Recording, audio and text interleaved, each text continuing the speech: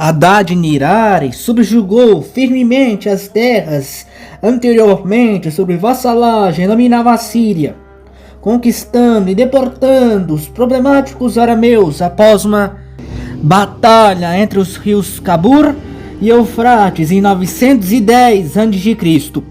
Nisso ele parte para subjugar os Neohititas e Hurritas no leste da Anatólia. No sul ele travou duas guerras contra a Babilônia, obtendo uma vasta terra de área ao norte do rio Durala, e as cidades de Hit e Zanur, na Mesopotâmia Central, foram conquistadas. E com isso ele voltou a fazer guerra no oeste, subjugando as cidades arameias de Cadmur e Nibissim, acumulando tesouros, frutos dos saques aos arameus, e assegurando a região do rio Cabur, no que na época era uma importante afluente comercial e um importante rio, sendo usado para passagem comercial. E sob seu reinado, a prosperidade da Síria voltou após a expansão de Adad-nirari. E devido à ascensão do comércio em rotas como a Fenícia entre os arameus, que ligavam a Anatólia ao Egito sobre a 22ª dinastia líbia, o reinado de Adad-nirari se encerra em 891 sob extrema riqueza comercial das rotas de comércio que eu mencionei. E seu filho Tukulti-Ninurta II o sucede. Tukulti-Ninurta consolida os ganhos do pai. Ele realizou campanhas nos agros, subjugando os povos iranianos recém-chegados à região, os persas e os medos, e os hurritas e urartianos no Alto Tigre. Tukulti-Ninurta desenvolveu tanto Assur quanto Nínive, melhorando as muralhas de Assur, onde construiu palácios e templos a Assur, e decorou os jardins com cenas de suas conquistas militares. Seu reinado foi breve, pois acabou em 881 a.C. e seu filho Assur-nazipal II o sucede. Assur-nazipal fez mais guerra contra os arameus, contra a Babilônia no sul. Assur-nazipal era notório por sua brutalidade, usando cativos e escravizados para construir sua nova capital, a Nova Nimrud, onde construiu muitos monumentos gigantescos em sua homenagem à sua religião. Além disso, ele usava a violência do seu exército como intimidação real, usando de práticas como decepações de mãos ou pés, decapitações em massa, criando montanhas de cabeças para intimidar seus inimigos. O que funcionou, pois não houve rebeliões no seu reinado, até mesmo onde não havia presença do seu exército. Militarmente, ele tirou as bicas dos cavalos, parcialmente criando uma cavalaria ligeira e outra pesada, na qual aumentava a agilidade dos seus cavaleiros e a sua capacidade de lutar e destruir linhas defensivas de infantaria. Porém, por serem muito novas e impraticáveis, as bigas seguiram sendo muito usadas pelo exército assírio. E sobre o seu poder militar, ele conquistou mais estados arameus e os neohititas, fez os fenícios vassalos, devido às rotas comerciais valiosas dos fenícios no Mediterrâneo, importando para a Síria ferro, cedro fenício e prata. Assur-nazipal construiu um conjunto palaciano de Nimrud, com relevos nas paredes de alabastro, muitos do rei com os deuses, ou destruindo seus inimigos. O reinado de Assur-nazipal termina em 859, e seu filho Salmanaser III o sucede. E logo Salmanaser fez guerra contra os Urartu do norte, destruindo duas capitais dele, Suúnia e Arashkon. Em 853 a.C., ele enfrentou uma coalizão arameia e israelita, liderada pelo rei de Damasco, Hadad-Dezer, e o famoso rei de Israel, ou Samaria, rei Acabe, na batalha de Qualquar, que terminou em um grande impasse, devido à força dos 3 exércitos assírios, samaritanos e damascenos. Então Salmanaser lutou contra os inimigos várias vezes nos anos seguintes, o que resultou na total ocupação do Levante, da Jordânia e do deserto sírio pelos assírios futuramente. No sul, em 849 a.C., ele mata o rei babilônio em batalha, Marduk-Zar-Sumir. Em 841, os assírios fizeram guerras contra Hazael, rei de Damasco, e forçou ele a fugir para suas muralhas da antiga Damasco.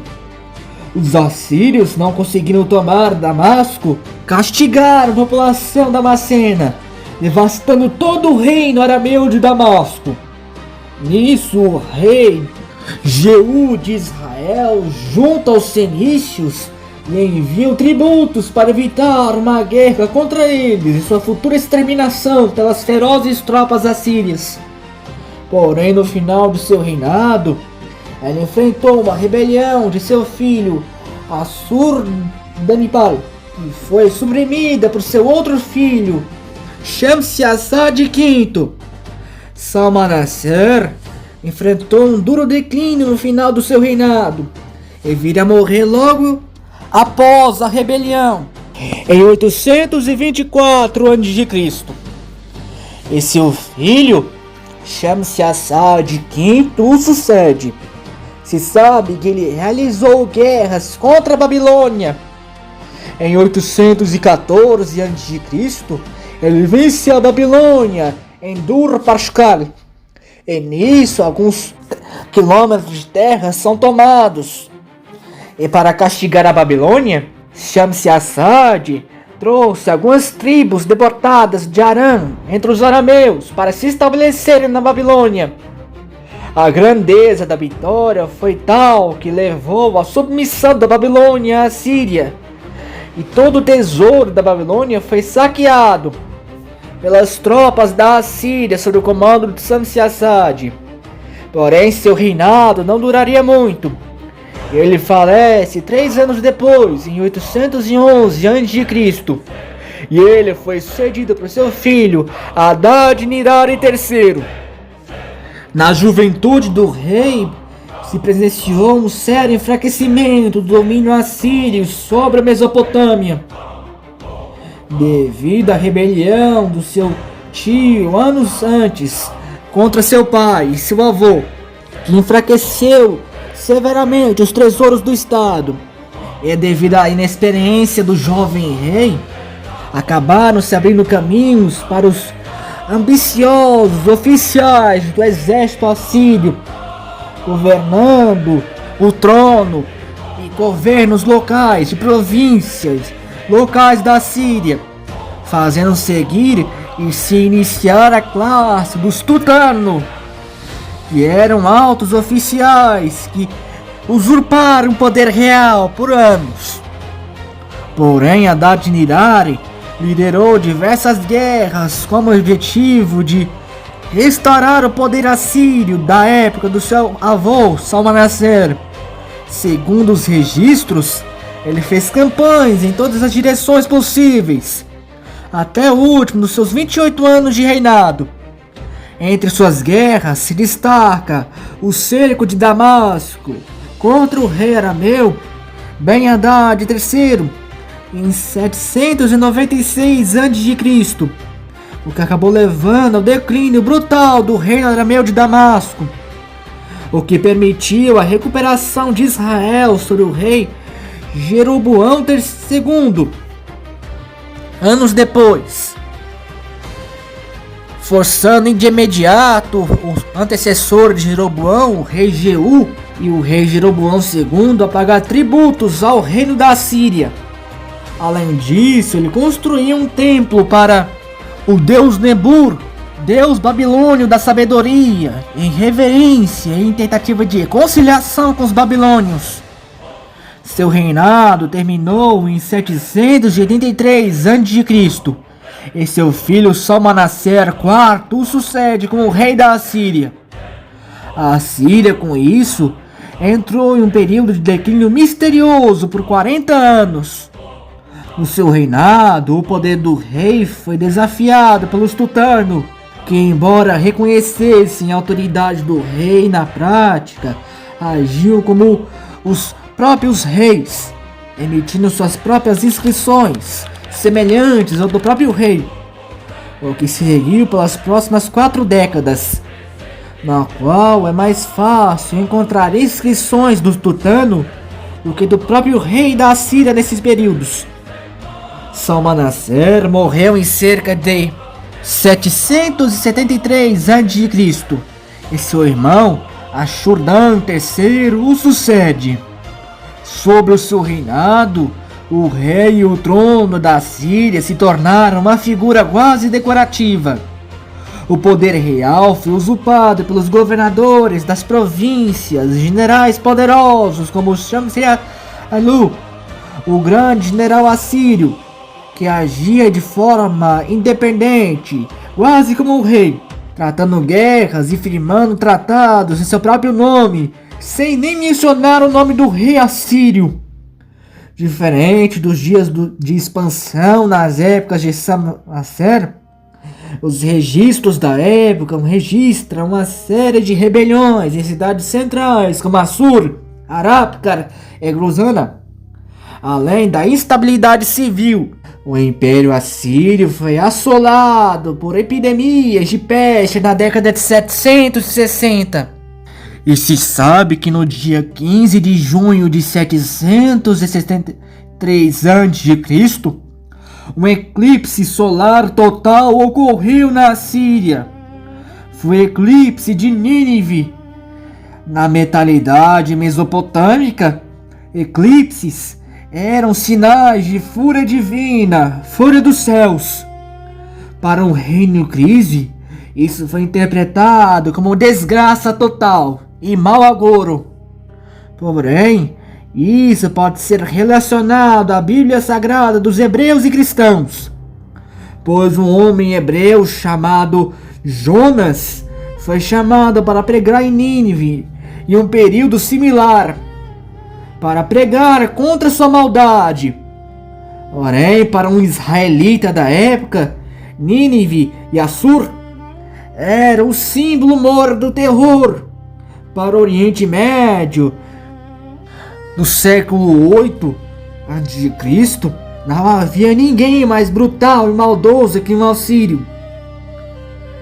E não havia alguém mais brutal no tratamento de seus prisioneiros, escravos e inimigos do que o povo da Assur. E se Jonas fosse preso pelo rei da Assíria, ou por algum Tutanu, e se ele fosse jogado nas cadeias de Assur ou Nínive e fosse preso, ele poderia ser empalado, esfolado ou decapitado, morto e devorado por leões, queimado ou mutilado, e severamente torturado se fosse este o mais leve dos destinos. Então, em vez de obedecer Deus, Jonas fugiu na direção oposta para Tarsis. Porém, Deus causou uma tempestade no mar. Jonas admitiu ser o culpado pela tempestade e pediu para ser lançado ao mar para salvar os marinheiros da iminente afundação do navio. Então Jonas foi engolido por um grande peixe, onde ficou 3 dias e 3 noites, segundo a Bíblia, culminando no arrependimento e pedido de perdão a Deus. Então o peixe o cospe na praia, e Deus ordena de novo para Jonas ir a Nínive. Nisso ele vai a Nínive e entra em Nínive, e atravessou com mensagem curta e direta rua a rua. Em 40 dias, Nínive será destruída. É diferente do que Jonas esperasse, provavelmente desejasse. A relação dos ninivitas foi imediata e profunda. A mensagem chega ao rei de Nínive, o rei da Assíria, Ashur-dan III. Movido pelo desespero devido aos acontecimentos da época, ele se humilhou para o Deus de Jonas, retirou as vestes reais de rei da Síria e se cobriu de pano de saco e sentou sobre cinzas e jejuou e fez seu povo jejuar, e até que os animais comessem ou bebessem água, e ordenou que todos clamassem a Deus com força e cada um se convertesse no mau caminho da violência de suas mãos, para buscar a misericórdia do Deus de Jonas. Povo da Assíria, abandone os teus caminhos ruins, deixem as espadas que estão sobre tuas mãos, e com isso, quem sabe este Deus não voltará de tua ira, e não pereceremos. E ao ver que o povo da Assíria abandonaram as práticas violentas, Deus suspendeu o julgamento. Isso levou Jonas à ira, pois Jonas desejava a destruição total da Assíria por Deus, levando Deus a dizer: não é eu de ter compaixão de Nínive, em que estão mais de 121 mil homens que não sabem distinguir entre a sua mão direita e a sua mão esquerda, e também muitos animais, que repreendeu Jonas dos seus pensamentos de destruição. E nisso, em Nínive e Assur, se inicia a chamada geração boa da Bíblia, aos olhos de Deus, que duraria uma geração, cerca de 18 anos. Porém, quase nada se sabe sobre o reinado de Ashur-dan III. Se estima que ele reinou até 755 a.C., quando seu irmão Ashur-nirari V o sucede. Seu reinado é tão obscuro quanto. É muito pouco se sabe sobre sua vida. Até que em cerca de 749 a.C., ocorreu uma possível guerra civil com seu outro irmão, Tiglat-Pileser, que possivelmente derruba o irmão em 745 a.C. Nisso, ele encerra a chamada geração boa. Ele revive a velha Assíria, e a geração boa de Jonas morre, pois Tiglat-Pileser devolve o poder da Assíria ao deus assírio, Assur. Esse Assíria da vida de Jonas era brutal e maldosa. A partir da vida de Tiglat-Pileser, nos próximos 150 anos, a Assíria seria 10 vezes pior. Povo da Assíria, escutem o seu destino. Escutem o seu rei, o grandioso rei dos quatro cantos deste mundo, o rei do universo. Dizem que o trono da Assíria tremeu diante da voz de um Deus invisível, pois muitos anos ficamos fracos e medíocres perante o grande Assur e os povos do mundo. Eu digo a vós, esse tempo de fraqueza morreu. Eu dobro meus joelhos apenas a Assur, o magnânimo, o que me deu o arco e a lança e as espadas para reinar sobre as nações do mundo, e que o tal Deus de Jonas, o Deus de Israel, cuide dos teus povos, aqueles hebreus que são como a poeira dos meus pés. Toda a terra, o ouro, a glória e o poder pertencem a mim, Tiglat-Pileser, dada por direito ao Assur. Eu, por vontade do grande Assur, sou regente dele nessa terra, nos quatro cantos, e seu rei nas regiões do mundo, o rei do universo. E se as nações do mundo um dia nos temeram, saibam, ó meu povo, que nos temerão 10 vezes mais, e temerão o nome de Assur como um inferno, e como um fogo que queima madeira, e todos os 4 cantos glorificarão Assur. Viva Assur, viva Assir dirão, e viva teu rei Tiglat-Pileser, o grande, aquele que governa segundo as vontades de Assur poderoso.